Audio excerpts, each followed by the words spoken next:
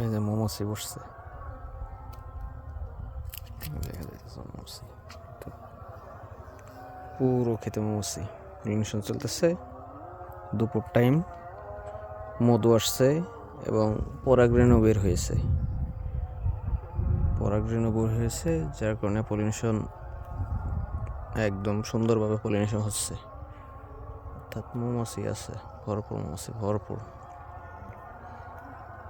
এটা 15 দিন চলবে, এখন থেকে শুরু করে মোটামুটি 15 দিনের ভিতরে শেষ হয়ে যাবে, পলিনেশন শেষ হয়ে যাবে, বীজ আসতে শুরু করবে।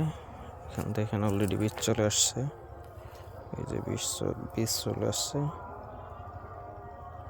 এটার ভিতরে যে বীজ, ফুল থেকে যেরকম বীজ আসে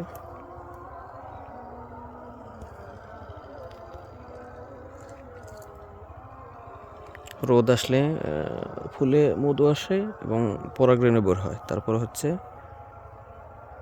মৌমাছি আসে। এই জন্যই রোদের ভিতরে দেখতে আসছে ক্ষেত।